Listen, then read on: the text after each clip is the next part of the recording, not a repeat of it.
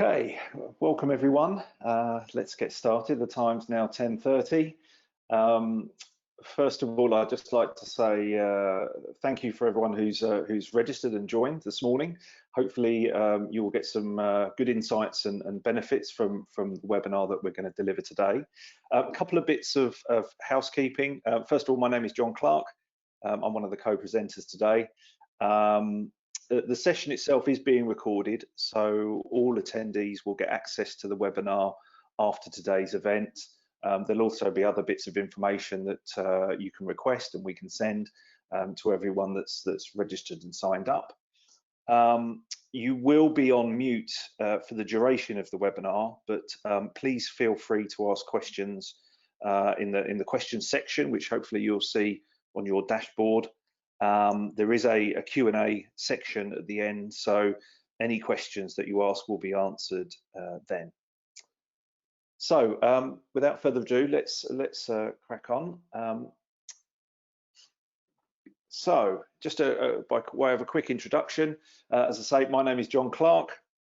I am the VP of Channel and Alliance for Ubisecure, and I have a responsibility for building Ubisecure's identity ecosystem of partners and technology alliances. My co-presenter today is Andy Milton from Hitachi. Andy, I don't know if you want to give a quick, say a few quick words. Yeah, sure. Thanks, John. Thanks for inviting me today. It's exciting to be here and to talk about the joint proposition that we both have developed. So as John said, I'm Andy Milton. I look after the channels for Hitachi's security business group across EMEA, North America, and a few other geographies like New Zealand. Yeah, and great to be here to talk about VeinID Five and its integration with Ubisecure. Great, thanks, Andy.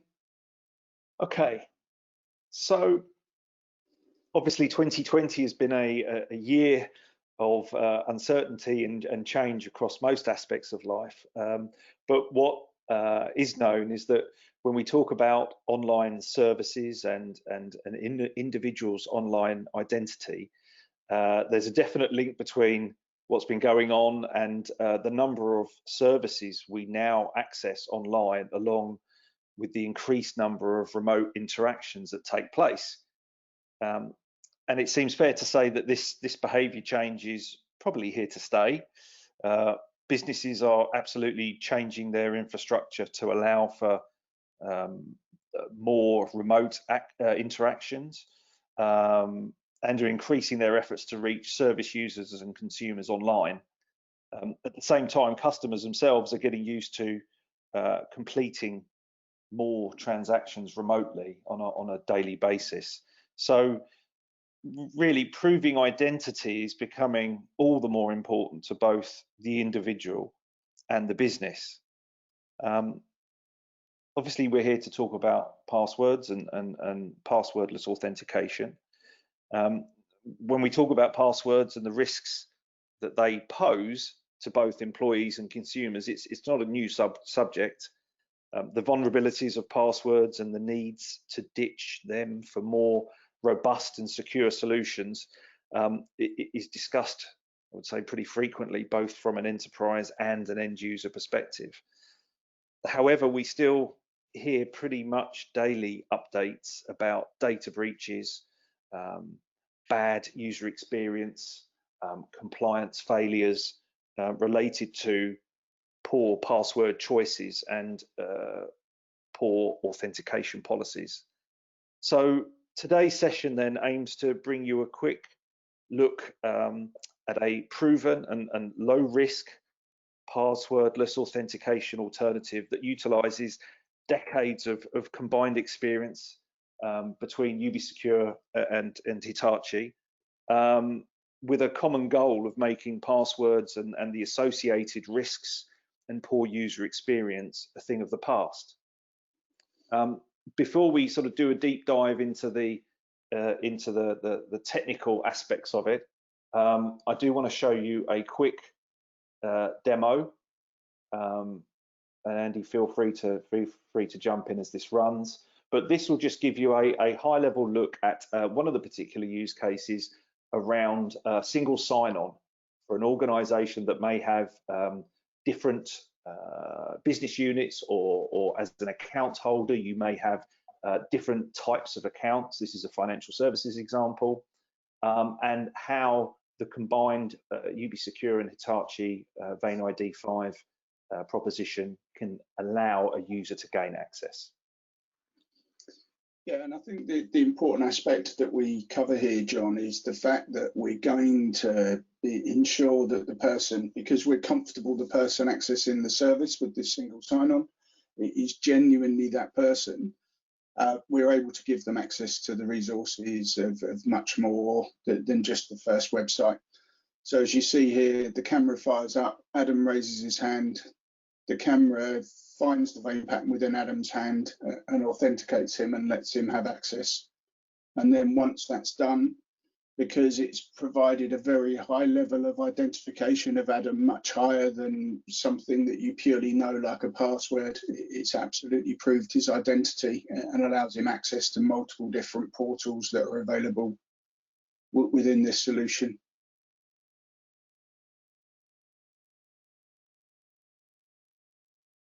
There you go. You can see the user there actually getting access through that one single authentication, and then able to access the various different accounts that they have. So again, when we talk about passwords, although there's some sound practices around creating and maintaining passwords, the reality is that people simply have so many online accounts nowadays that following best practice rules and guidelines to the letter would be an incredibly tedious and time-consuming process. You can see here many of the world's most well-known and respected brands have a similar view that passwords are outdated, and in the real world provide really limited security for users and their data, especially around proving identity. I think the goal for all of us is, ensuring that passwords don't have anything really other than the password, and it's about proving the identity of the individual who's trying to carry out that transaction or access their service. Yeah, we've seen this with lots of people, John, recently talking about this as quite a flawed idea, that you're trying to identify someone with something that can be passed around to different people, it can be borrowed, loaned, or allow other people to access without their permission. Yeah, absolutely. Yeah, and again, you see some figures here that outline that very point. Even on a personal level, I may share my Netflix account with my father or my mother, but don't know what they could do with it afterwards. It's a very common thing that creates weaknesses and again puts data at risk, not to mention all the associated user experience stuff as well. But on the other hand, when we're talking about biometrics combined with a robust identity and access management solution, we're able to offer a more frictionless consumer experience that up until now may have been held back for numerous reasons, including maybe the need for hardware, for example, accessibility, the ability of the technology to handle the biometrics. But again, today, hopefully, we'll get into the detail and show you what the proposition looks like. Some of the key business drivers, again, these won't all be unfamiliar, but essentially, you've got the protection against breach, being able to authenticate users in a strongly assured way to ensure only authorized identities can gain access to your applications and services, especially around minimizing fraud. That's absolutely one of the key business drivers that we're certainly seeing. I mean, Andy, from your perspective, I think that's going to be the same.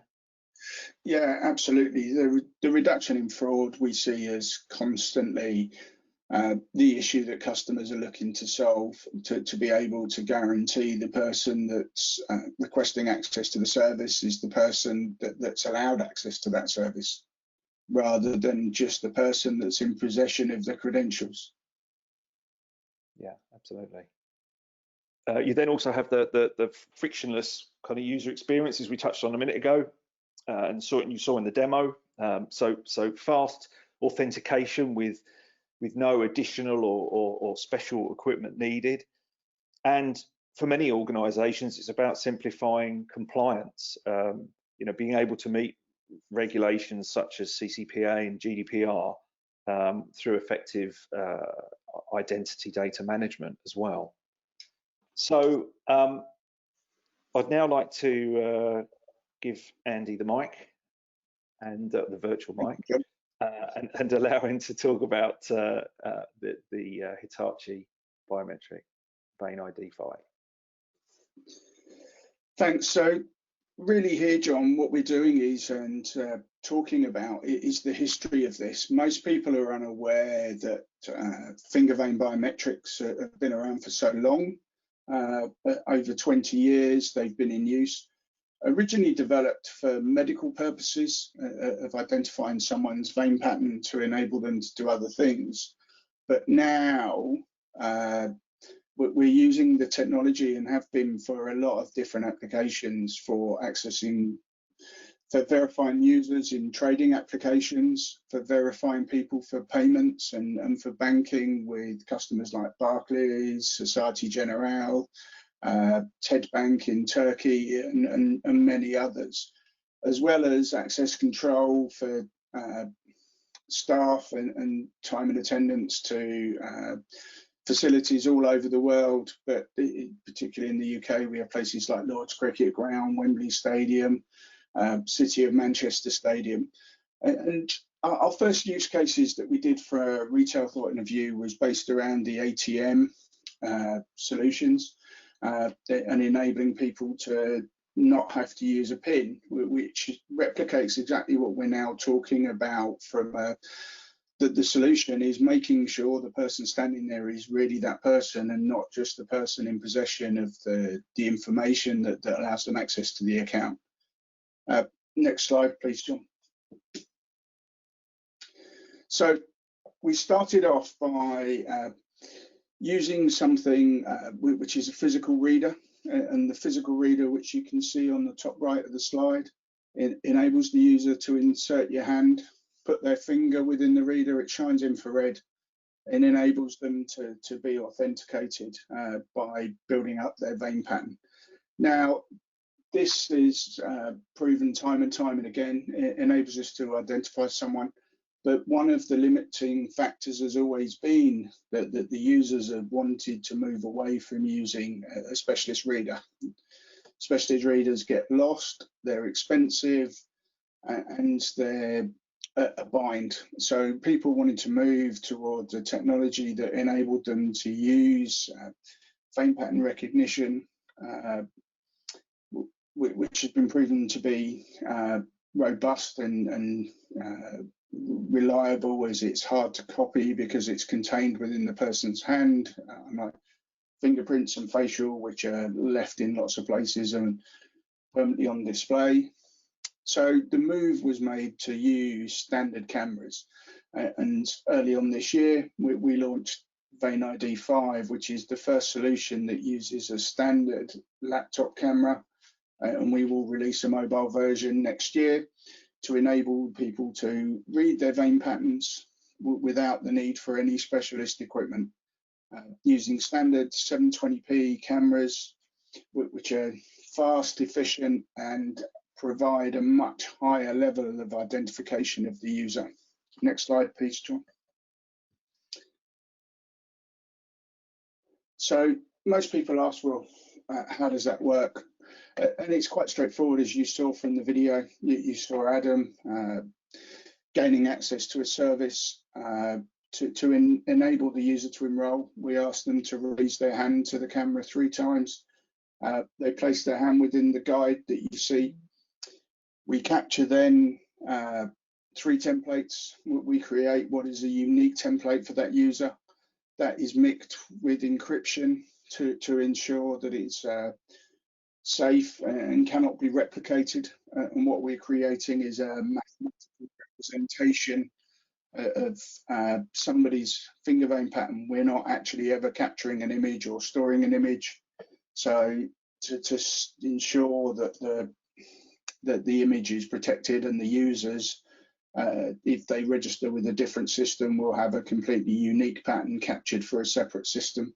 So that user is unique every time, and the capture we complete is unique. And then once they raise their hand to the system to authenticate, we check against that template. We present a different version of the template to ensure that that user is again there and in process, and we prevent things like man in the middle or interception attacks or other such things. So next slide, please, John. So now we've talked a little bit, and you've seen a little bit more about how we do this. We thought it was a good idea to replay the video. So again, we'll show the same video that we showed before. As we see, Adam types in his name here to claim his identity. So is this Adam? Yes or no? Decides which hand he would like to present. The camera starts. When he presents his hand, he matches it to the grid, and it goes light green to say it's found his hand, dark green to say it's actually made a match and identified him. So that's the fastest demonstration you'll probably see of any product or solution, and really shows how easy and straightforward the system is to use, enabling people to simply access something by proving their identity simply by raising their hand. Really makes it much more straightforward. No need to remember hundreds of different passwords. I think I read this week something that said the average user at the moment is accessing something between 50 and 100 different websites and services.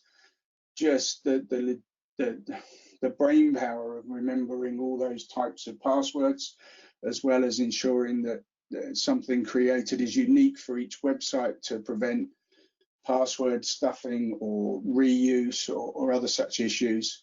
It has become a huge challenge for them, and I think that's where we offer a big advantage in proving the identity of the user that is sitting trying to access the service, and making it much more efficient and easy and straightforward for the user to do that. So I'm going to hand back to John to talk about the integration and how the two systems work together. So John. Thank you, Andy. Great. Actually, just before I go into that, I suppose one quick question, which may be worth covering now, is on the technology side, is actually around the vein patterns. I'm sure maybe there are people out there that might ask a question around, well, could it be copied? Could I hold up a non-live hand? What's the kind of the technology process around that? Yeah, thanks, John. So we are asking for, when somebody raises their hand, we're looking for several things. One is blood, and if the hand's dead, it doesn't have blood. We also look at several other factors like reflectivity of the hand. If you hold up a phone or a piece of paper, there's actually a lot more reflection on it. But straight away as well, there's no blood flow. So we can tell quite quickly whether it's a real hand or not, and then whether that contains the right information to match as well. Brilliant. Great. Thank you, Andy. Good. So as Andy's just said there, and we've outlined and we've seen on the demo, obviously biometrics are both secure and convenient. The veins in your hand are always with you, impossible to copy. So therefore, there's no need to worry about remembering or finding a password, or having to remember some sort of other login attribute. So it's a very simple process. You've got customers and partners that will authenticate, and then the proposition will allow them to carry out any one of a number of use cases. what I'd like to do now is just take you through a couple of these use cases, just to give you an example. You've seen one of single sign-on within the demo. So this is a very straightforward use case. You have the authentication, and then that will allow you to access multiple applications or services, depending on the type of transaction that you're and the type of accounts that you're looking to try and get access to. From a customer perspective, it's that user experience. It's knowing that you can gain access to those services easily. You get the enhanced protection for sensitive resources or high value transactions potentially. We'll talk about another use case which will also support that in a moment. But also from an enterprise or CISO perspective, you have the ability to really strengthen the protection for your services, and flexibility to deploy as well. And then from a third-party perspective, again, we have quite a robust process around third parties and partners that may need to gain access to your services as well. But you can create that audit trail that sits alongside that as well. Next use case is around Stepup authentication. Again, it kind of does what it says on the tin. Clearly, as more and more people move to an online perspective and online transactions, there will be the need, as we see, for stronger assured authentications, and the VeinID 5 authentication really does help support that step-up use case. Certainly from a customer perspective, but again, from an enterprise and CISO perspective, then you'll want to strengthen the whole workflow by deploying VeinID 5 as part of your user authentication, and ensure that an added layer of identity assurance is there to give you access to sensitive resources, whether that, as I say, be financial transactions or medical records or whatever it may be. Yeah, this one, we see this one as one of the key ones that customers look at, first of all, to try and to implement as a combined solution with us, but because it lets them try something out on a limited bunch of users, and it becomes something that they can try on a ad hoc basis, and with this it enables the users to also choose how and when they use the technology to authenticate themselves. And there was a recent survey that said but biometrics sort of 5 years ago were seen as something of a black box, but with the use of biometrics within Apple infrastructure and within Android mobile phones, users are much more keen to try and use biometrics and see biometrics as the way forward for many applications. So using it in a step up, what we've seen is once the users start to use it, they are consistent in using step-up authentication and using the technology over and over again, because it becomes such an easy experience for them. Yeah, absolutely, and it's one that we see all the time, and yeah, it becomes more and more important in that whole identity ecosystem, definitely. Yeah. The third use case, and maybe one that isn't or hasn't been as well publicized, but it's been around for a while, in terms of delegation of identity and application authorization. So as a business or a consumer,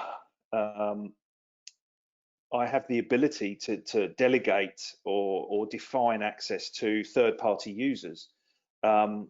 Again, this can be really important for enterprises who want to give users the ability to access, but also audit who has got access to individuals or third-party organisations. So the example here, you've got Bob, who is working on a funding application. So as common around sort of governmental funding or other types of funding, you may set up a team internally within your business with specialists who are able to complete certain aspects of that application, for example.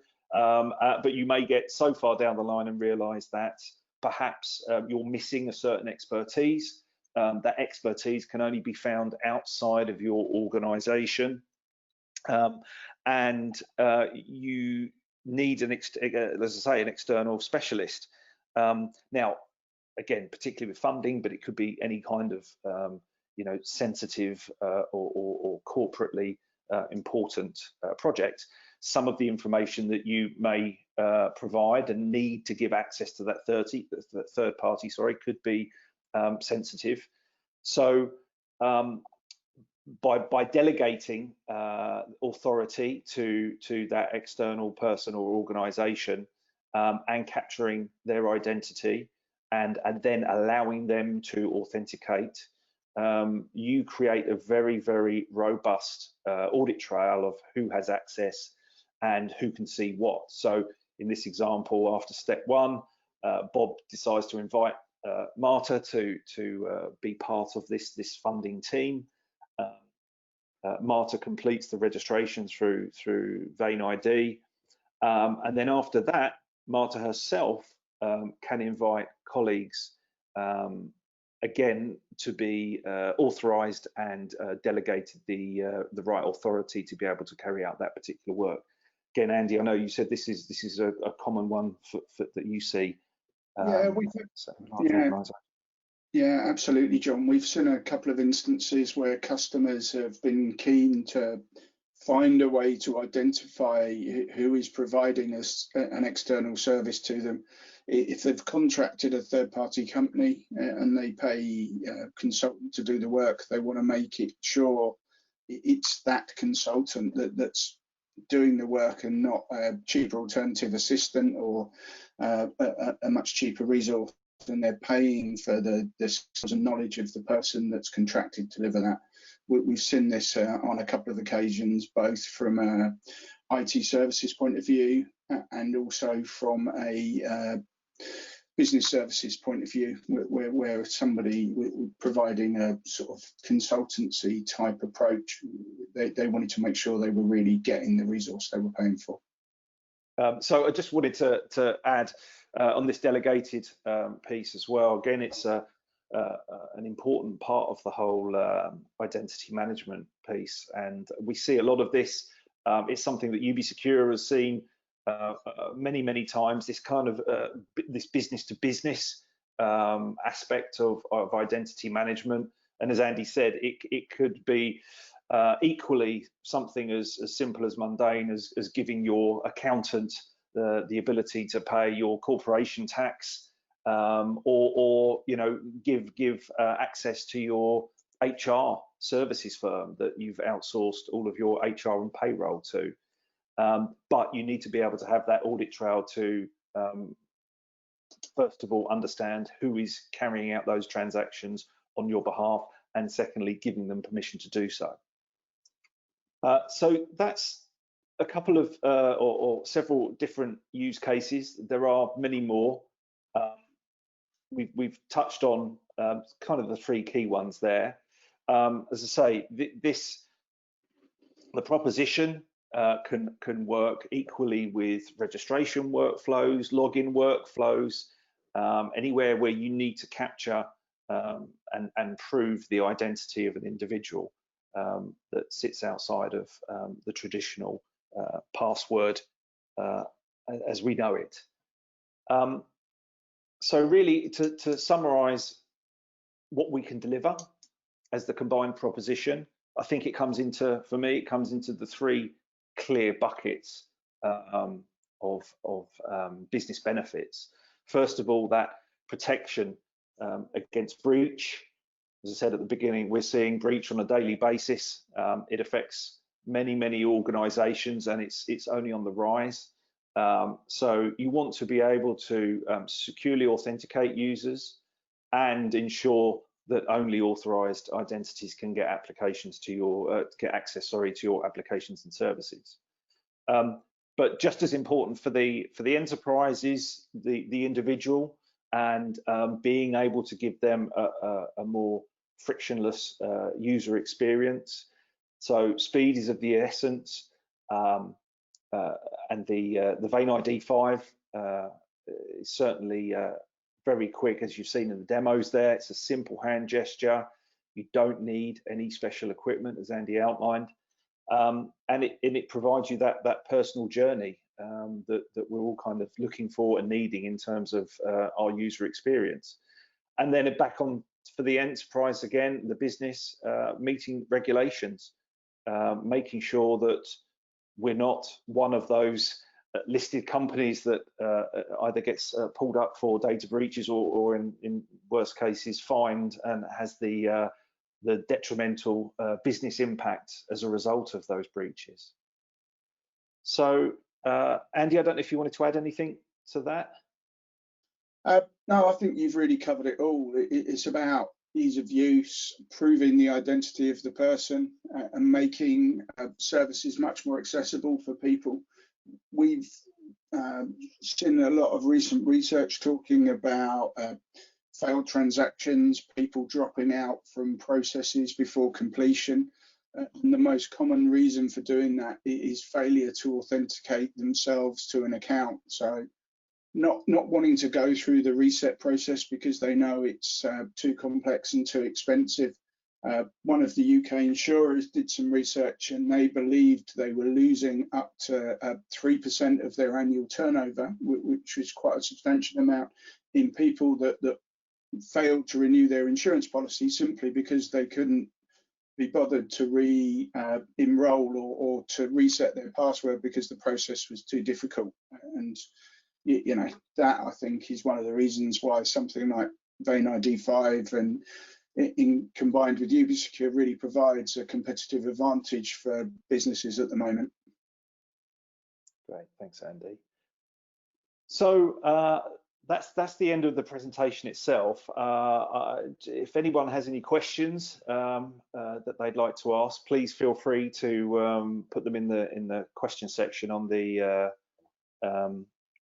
dashboard there. So I think we've got a couple.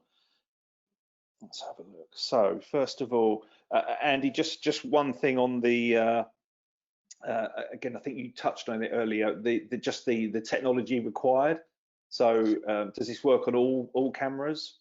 Yeah, it works on anything that's 720p and above, which would usually covers most laptops developed in the last 3 or 4 years, and almost certainly everything that's deployed in a corporate world. One of the most important aspects is it doesn't require infrared or anything else. It is just a standard camera, which means the entry point for the solution is much lower than it is for almost anything else in the marketplace, like things like Windows Hello, or require the expensive infrared cameras, whereas we don't, and that makes the cost of ownership, and certainly if you were working with consumers, makes it much more flexible to deploy, as they're more likely to have the right equipment. Brilliant, great, thank you. And I think another question that just follows on from that is is it a web solution only? Yeah, today we have a couple of versions of the product. We have a Windows password replacement product, and then we have what we've shown here today, which we describe as our application password replacement, which is logging into any third-party service through a laptop or a Windows 10 tablet. Next year, we will release a mobile phone version for both Android and iOS. It's just in testing at the moment, and if someone's keen to see it, we can show that, and that will be available next year once all the testing's complete. Great, okay. And then one other question here. So is self-registration of any user possible? How do you standardize biometrics which the user, with the user having, you've half answered this anyway, Andy. It was, so what are the hardware prerequisites? So I think you've answered that already. So, and is the self-registration of any user possible? I would say yes, as long as they've got the right level of technology in front of them. And as Andy said, you know, the webcams 720p are kind of widely available now. Most laptops and webcams have that functionality, so there shouldn't be an issue at all. No, I guess, you know, there's a little bit of user education in how to hold and present their hand, but we've produced some videos to help with that. And, you know, as with any system, especially something that's new, it does take a little bit of getting used to for people. But we've had good experience once people have got through the initial stages. And then I think there's several final questions that are kind of all on the same theme. But is there a way of, as you understand it, is there a way of replicating the vein pattern at all? Sorry, John, how do you mean replicating the well, vein pattern? So if someone found a way to reproduce your biometric, so I'm presuming that the testing that you've done, you know, the vein, as you said earlier as well, the vein pattern is is unique to an individual. And it's highly unlikely that anyone would be able to copy it. More so than a fingerprint. Oh, much more than a fingerprint. I think that's some of the research that's been done over the last few years. We can offer a much higher level of authentication than fingerprints especially in our hardware readers. But the vein pattern for a person is completely unique. We offer something that we believe it can offer a high level of security. And your vein pattern is pretty consistent throughout your life. So from the age of 3 or 4 years of age all the way through, your vein pattern is pretty consistent. Even if you sort of damage your hand slightly, sort of small cuts obviously don't affect it. But also if you know, I know people with fingerprints struggle with fingerprint readers if they play the piano or play the guitar or do a manual labour job. Again, these are not issues for us, and these are things that we've been very successful in working in those types of environments. Then another sort of follow on from that, does this sort of biometric data come under GDPR as personal information as it's unique to an individual? Yeah, so the answer to your question is yes, it is. But the way in which we capture it means if someone took it, they wouldn't be able to replay it to create the information for the individual. So, you know, there are rules and regulations as to how that data is captured and stored, but it's not deemed as personally identifiable data in its standard form because it can't be replayed to identify the individual. So we can talk about that in more detail if someone wants to go through it with one of our tech guys, because there's quite a few regulations and standards that we meet that mean that the people would have a high level of comfort around that. And obviously with some of our customers like Barkers and SocGen, they've obviously investigated this quite hard. Great. And as you say, yeah, definitely. We can make more information available and set up calls with the technical teams for anybody that wants to do a deep dive into that. Just two final questions. There was one just around COVID, which I'll answer. Well, in fact, there was several people asked this around how does the current COVID situation address you know, the spread. The good news is you're not touching anything in this solution, so as the demo showed, you're literally holding your hand up. The outline on your screen is on your screen, but you don't need to touch it. You just need to make sure that your hand using the camera goes into that into that particular outline, and then you're authenticated via that. So from a COVID perspective, you won't have multiple people touching a screen or you know, actually coming into contact with anything in the solution. And then finally, is this service available in all markets? Yes, certainly from a Ubisecure perspective, and likewise with Hitachi, I think this is all available. There are no restrictions into the markets that we can operate. Yep, definitely. Good. So I think that was all the main questions. If we've missed any or haven't given anybody an answer, we'll absolutely go through those questions and make sure we answer them all individually as well. So if we haven't quite answered your question, then we will certainly get round to it. With that in mind, if you do want any more info, here are the details. You can contact me directly. That's probably the easiest thing. My email address is there, and then obviously Andy and I can respond depending on what your question or your requirement is.